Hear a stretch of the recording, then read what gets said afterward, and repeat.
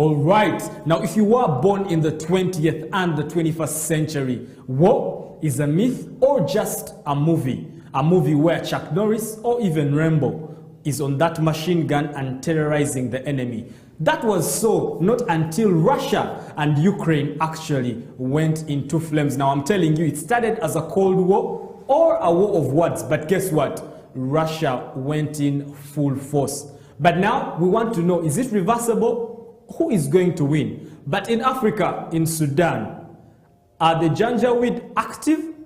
Or is Darfur just going back in the days of Bashir? All that in tonight's episode as we discuss Week in Focus, Islam Now, myself, Shadrach Shagaf Kisame, and of course the fellow researcher and also the person who likes to digest Muslim affairs and history, Ashaba Hajara. After the break, we dive deep. Do not go away. But remember, we are broadcasting live at the .NET Hub here at Sarama Road in Munyonyo. Now, for you who wants live streaming, all you need to do is call the number on your screen. But for now, we check out what Nanakex has in store for us, and we get back.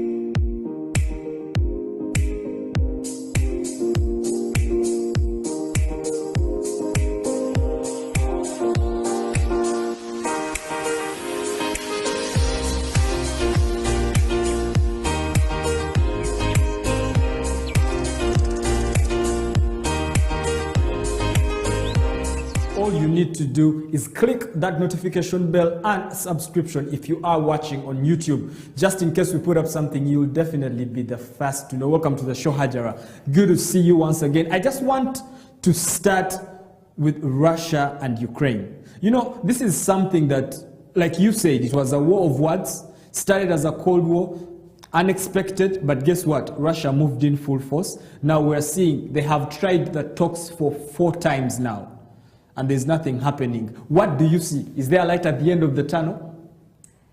To tell a Ukrainian that there is light at the end of the tunnel, there is a lot of darkness already. Mm-hmm. There has been shelling over the country, right, from the Donbas region to Lviv.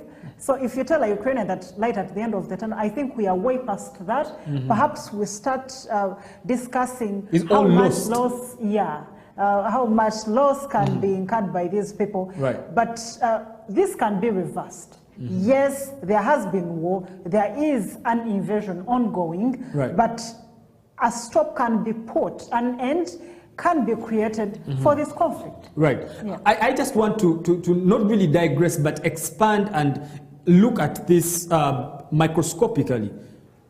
Russia is one of the biggest suppliers for gas and wheat in the world. Yeah. What does this war mean to the entire world now that it has been slapped at sanctions? Won't it sanction us also?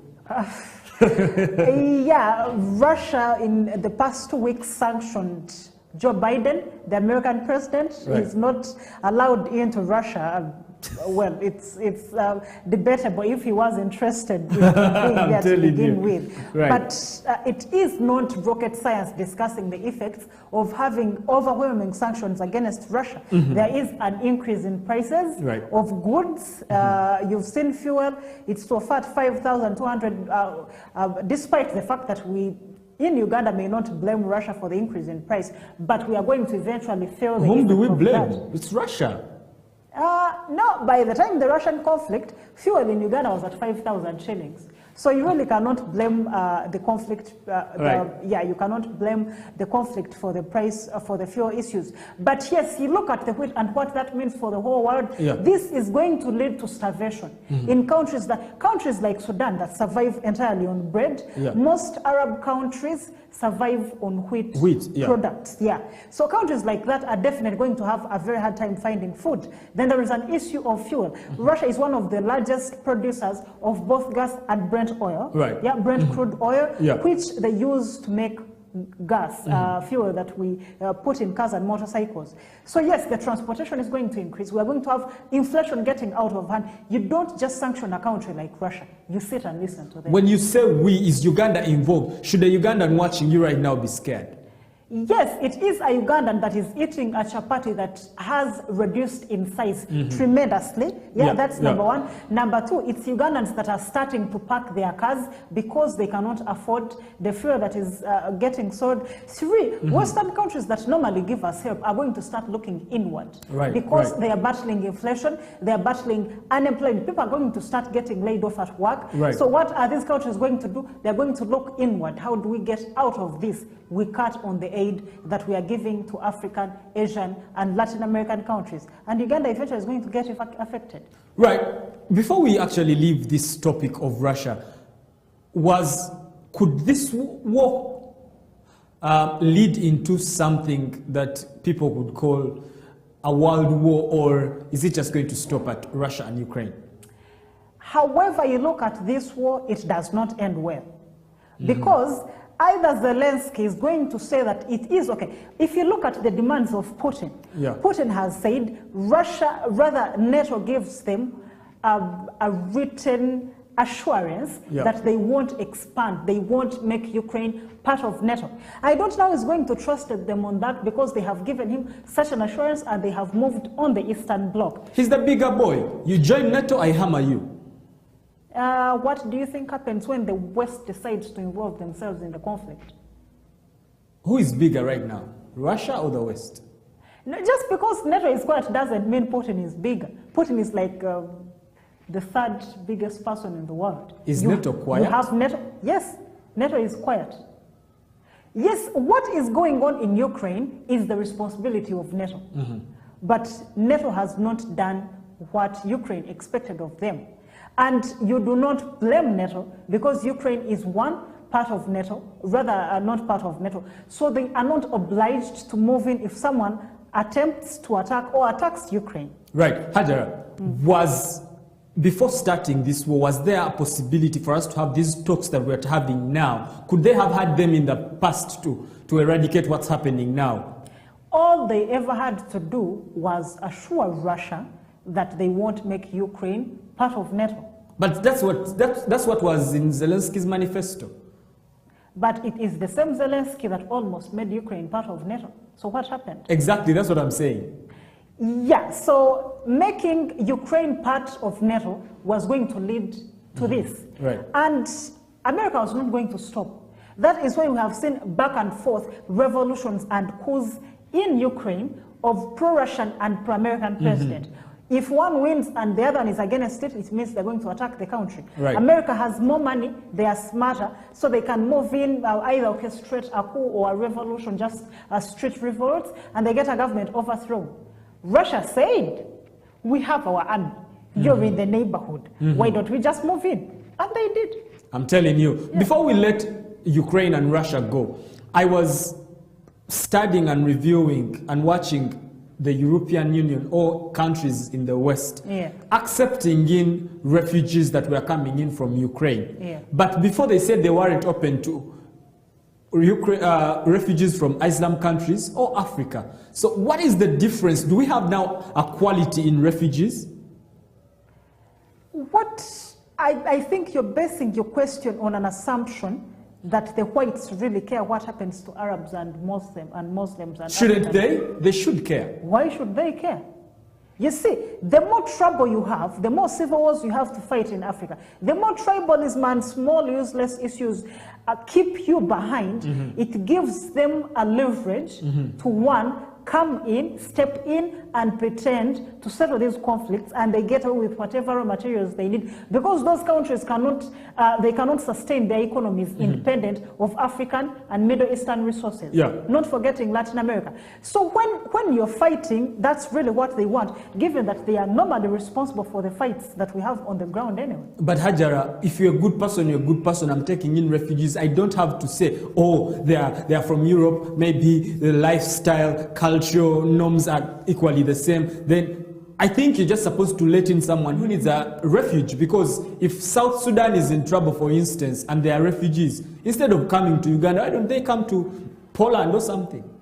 If you want to learn that country's biggest or smallest and never neutral when it comes to geopolitical issues, I'm going to recommend for you the book, Dancing in the Glory of Monsters. It is a book about the Congo, but it talks about countries, Zimbabwe, Angola, Uganda, Rwanda, how they came in to help overthrow Mobutu and install Kabila, but then came to overthrow Kabila because he was not paying up. He was not giving them what they thought he was supposed to give them. He didn't meet his end of the bargain, right? Exactly, but I thought they were helping. the lesson in the story is that countries are not neutral. They don't care. Right. No single country cares. Right. If Uganda is taking in refugees from the Congo, it's because they come with donor aid. Right. Yeah. If the Europeans are taking in Ukrainians, it's because they are trying to appear saintly against Russia. It's not because they care about Ukraine. If NATO, if the European Union, if the United States cared about Ukraine, they wouldn't have taken them to this trouble that they are in right now. All right, now for you who is enjoying this discussion of the Ukraine and Russia, you can get back to us in the comment section below, and we'll definitely be able to get back to you. Hajra, before we go for a short break, are the Janjaweed still active? Do we see Darfur now getting back into the days of Bashir? Perhaps not, because with Bashir they had military aid from within their country. Right. And I'm saying that perhaps not for the meantime, because the more unstable Sudan is, the more enhanced, the more weapons the Janjaweed may be able to have their hands on. Remember, they are in Libya. Libya is unstable. Right. Libya is a source of weapons. So, yes, the Janjaweed, they are back, to answer your question. They are back? Yes, they are. Did they ever leave? Yes. When Bashir got indicted and what the Janjaweed had done in Darfur. Darfur is a western part of Sudan. And they were stationed in western Sudan and eastern Chad. Sudan is the eastern neighbor of Chad. Right. What they had done amounted to war crimes and crimes against humanity and crimes of genocide. And those are the only crimes that get you qualified to be indicted and prosecuted by the ICC. So the activities that were done by the Janjaweed in 2003 led to the indictment of the then Sudan president, Omar el-Bashir. When he got indicted by the ICC and had sanctions slapped against him by the West, he stopped funding them. So they disappeared from the face of the earth. But that's the thing with fighters. Did you ever see the Taliban leaving? They lied in waiting and waited for 20 years for Americans to leave so they can take back Afghanistan. Is the Sudan safe?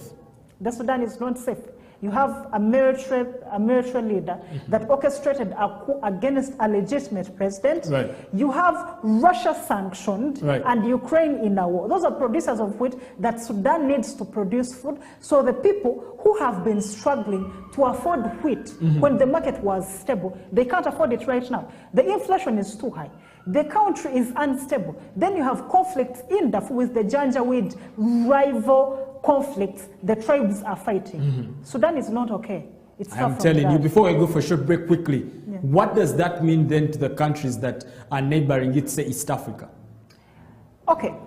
You have South Sudan. Now, this I'm speaking as a Ugandan. Yeah. You have South Sudan. You have Chad. You have Sudan. You have Libya, you have the Democratic Republic of Congo, and you have Central African Republic, and they are all non-stable. Yes. And you add Somalia to the mix, add Ethiopia to the mix. Yes. All those countries have a conflict going on. You are Uganda here. You have Rwanda, a neighbor who is on a set go to attack you anytime you make a mistake. And Kenya is nearly going into elections. Yes, Kenya is going into the most hotly contested election since 2007. Right. No. We are not stable. I hope that the country's security apparatus is looking at how to thwart threats from this, because we already had ADF allegedly here exploding bombs not long ago, not even half a year ago. Right. So yes, we have to keep our eyes open because the neighborhood is unsafe. All right, I am telling you, Ashaba Hajara here has her facts on hand. You can actually never put her to the wall. She shoots from the hip and she says as she knows it. But remember, a wise man once said that politics and economics are in bed together. In Afghanistan, is the economy struggling or not? All that after the break. Do not go away, we're coming back.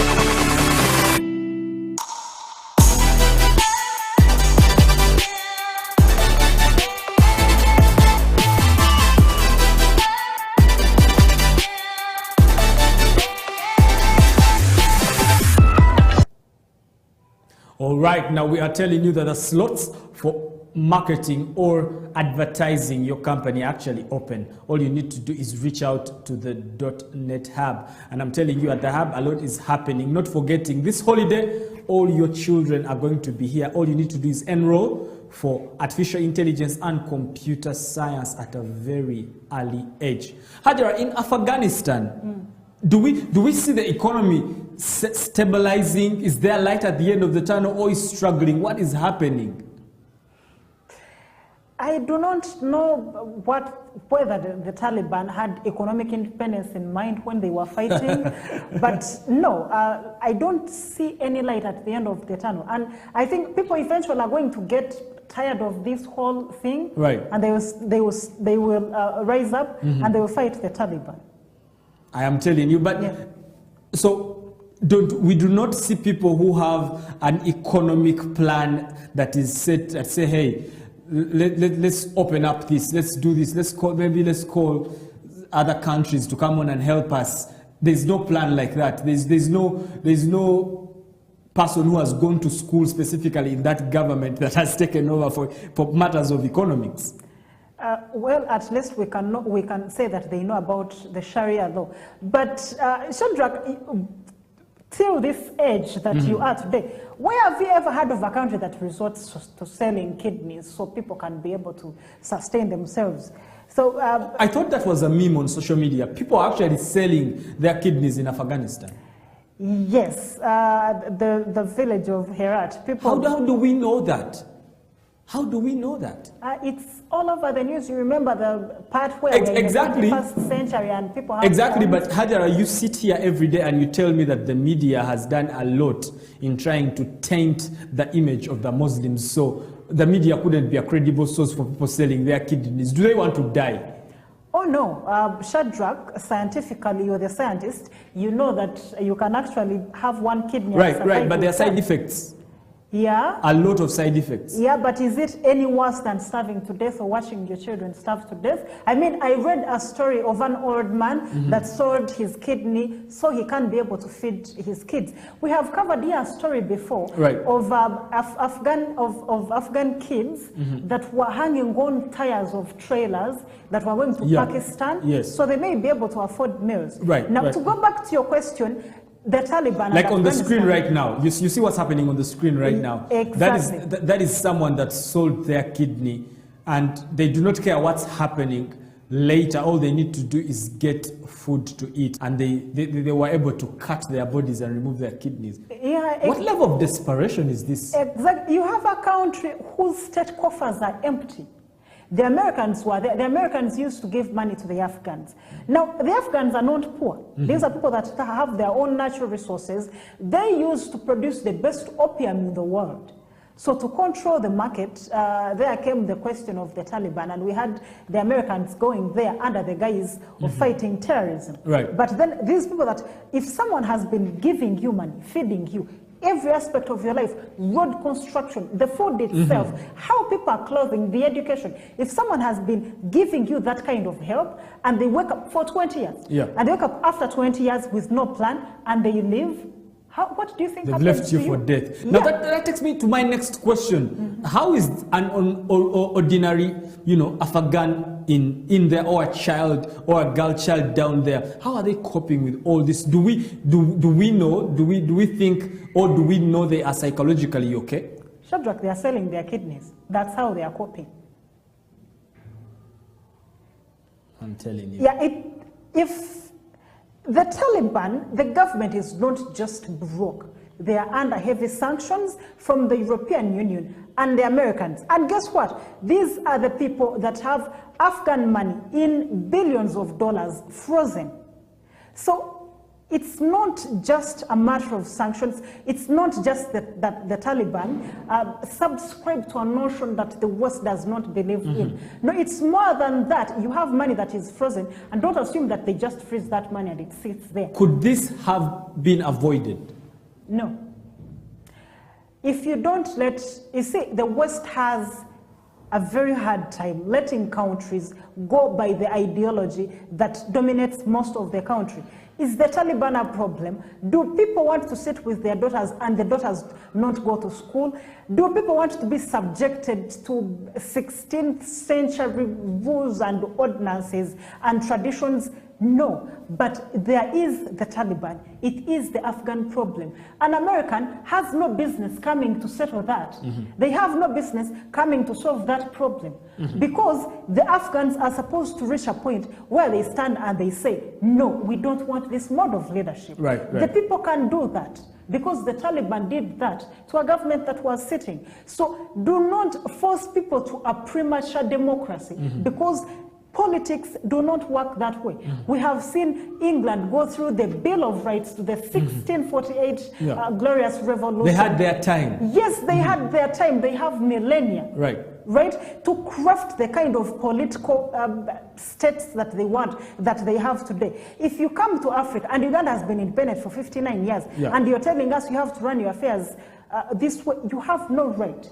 You're just trying to push us into trouble. Perhaps the only green or light that you see in that is that at the end of the day, it is only the West that benefits when the rest of the world is suffering. I'm telling you, that reminds me of a speech or an interview that I watched the other day. His Excellency Yoweri Kaguta Museveni, Haburwa, the president of Uganda, was telling them, why are you meddling in our affairs?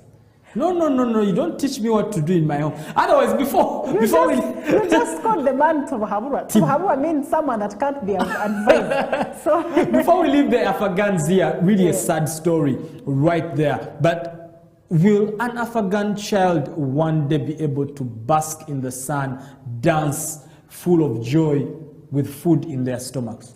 We are humans, Shadrach.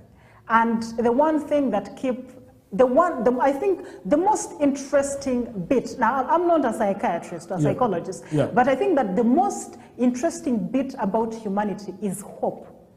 The fact that no matter how hard days are, people normally cope because they have a hope of seeing the next day. Right. Now that is the only thing that is supposed to keep the Afghans going. One day they're going to wake up, there won't be America because these sanctions that they have put against Russia are going to destroy them. So we are going to wake up and there won't be America. If there is no America, then the Taliban has no legitimacy. If the Taliban has no legitimacy, then people start to come out of fear. Did you just daydream right now? You're going to wake up one day and there's no America? Yes. The hegemony is starting to crumble, if you haven't noticed. Our time is really catching us up, but we have a last story before we go off air. Hajara, in Burkina Faso, is the government trying to tackle the security issue, or we're just having a situation where we're just changing guards? In the morning, when I was coming to work, I had a conversation with my border guy. Right. And the conversation was about football and patience. And he was telling me about how Manchester United is not patient and whatnot, and it took Sir Alex Ferguson 6 years also. Anyway, I'm going to relate that directly to the NRM and Uganda's security problems. When Museveni came here, he was telling us about security issues. But to be fair, he was the reason Uganda was insecure. But that notwithstanding... Because he was terrorizing. Yes, he was the one terrorizing the government. But that notwithstanding, yes, we had security issues here. But because it was a new government and it was young and it was fresh, it had great opposition and people that thought they can overthrow the government. So they started putting up rebellions. And it took him a very long time, until 2005, to stop all those rebellions. We still have an issue with ADF today, although they have moved to the neighboring countries. It is the same thing with Damiba's government. Damiba came to government on 23rd January 2022.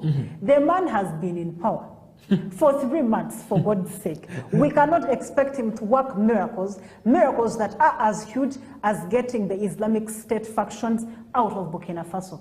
But he is a military man, and I think we should give him time before we can judge him for failing to fulfill his promise of kicking terrorism out of the country. Talking about the Islamic State, now the northern part of the country was hit. Who is responsible? It is the Islamic State. I think it must have been last week. At least 60 people died. who killed them? The Islamic State. Why is the Islamic State still attacking? Because these guys are there specifically for a security issue. These guys overthrew Christian Kabore's government because it had failed to tackle the security problem in the 5 years that the government was given to tackle this problem. So you have a group of soldiers, really young men, because the leader of the coup, Henry Damiba, was 41 at the time of the coup. So you have a group of young men that decided we cannot keep up with the terrorism. We have seen what terrorism does to countries like Yemen. We have seen what terrorism has done to Libya in the neighborhood. We have seen what terrorism has done to the northeast and northern Nigeria. So how about we overthrow this government and find means of thwarting this problem? Which they did. On 23rd January, they overthrew the government of Christian Kabore. It is an insecurity problem. You have the Islamic State faction that has establishments all over the Sahel and West African regions. Right. So, Hajara, if I may interject, this man has been in power for not more than 3 months.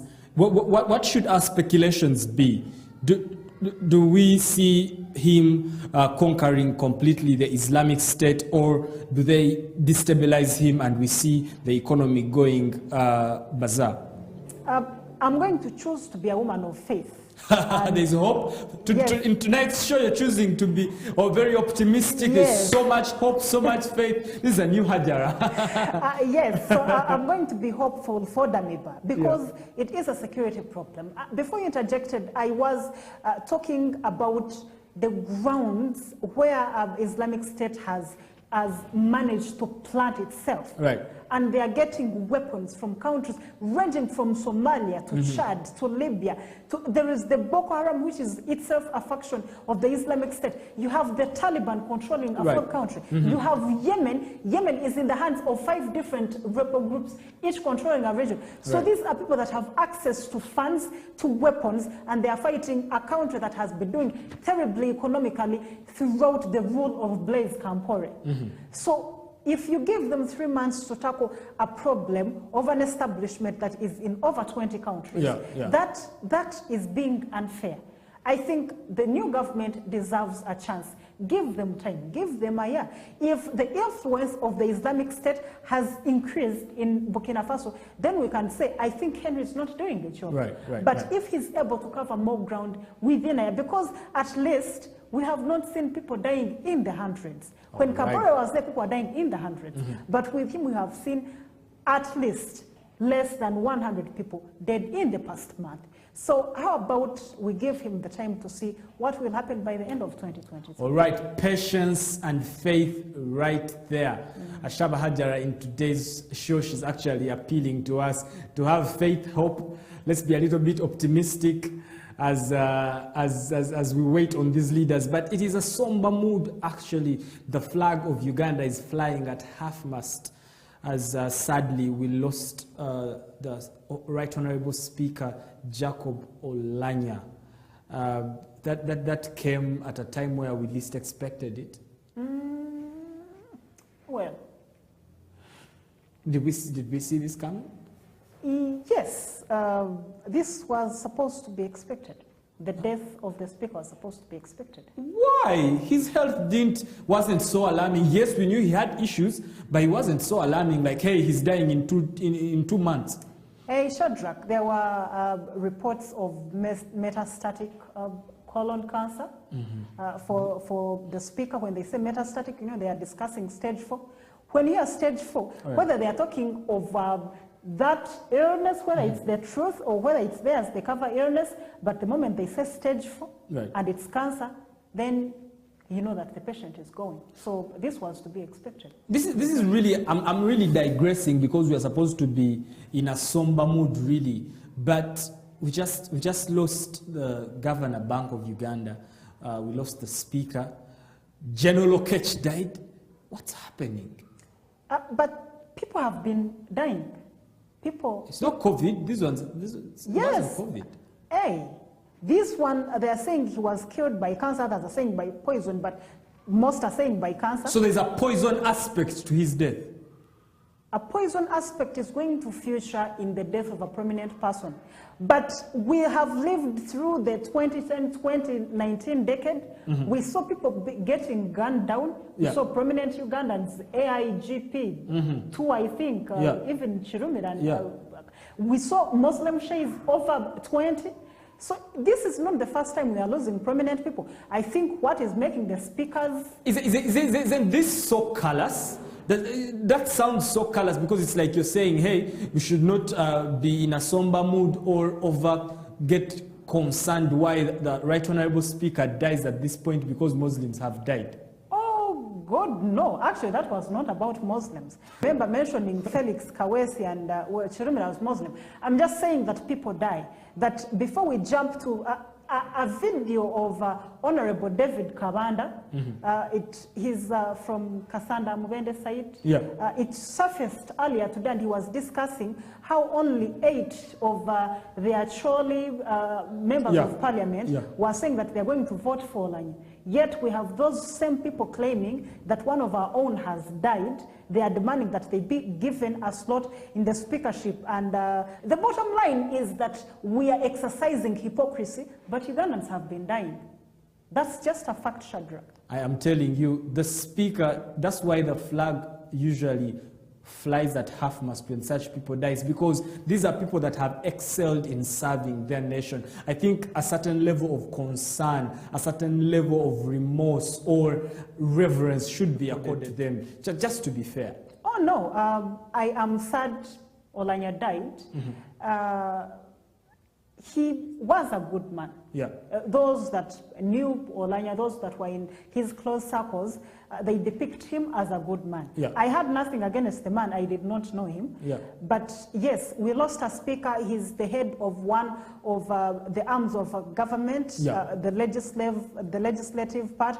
So the day of his burial is a public holiday, as per the Constitution.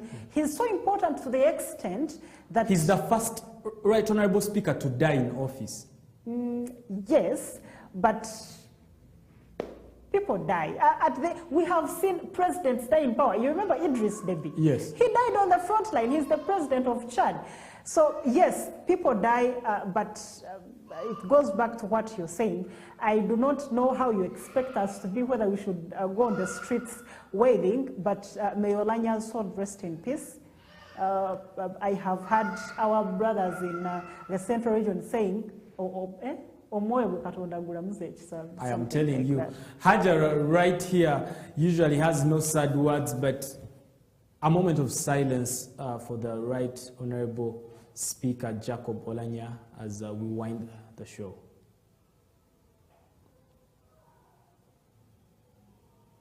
May his soul rest in eternal peace. Now, our condolences as DBS to the family, to the country, the constituents, and His Excellency Yoweri Kaguta Museveni. Now, your last remarks, Hajara, as we wind up tonight's discussion.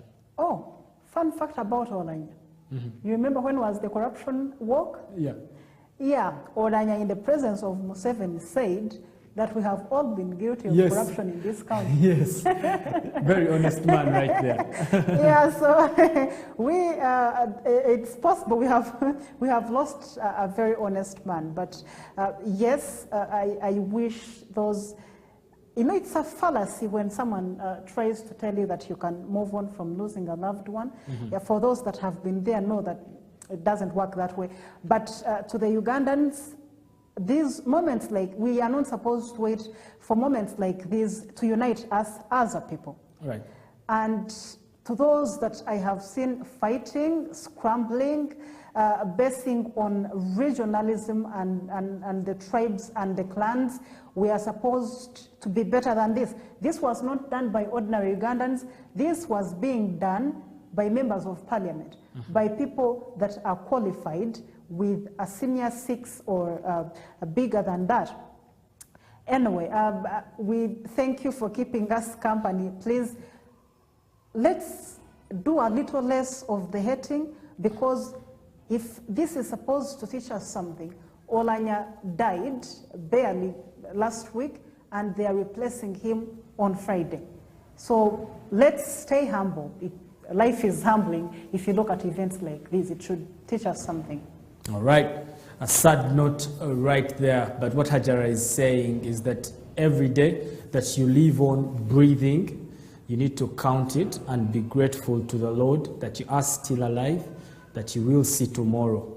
But from me and the entire DBS management, we'd like to say good night, good luck. Until next time. Ciao.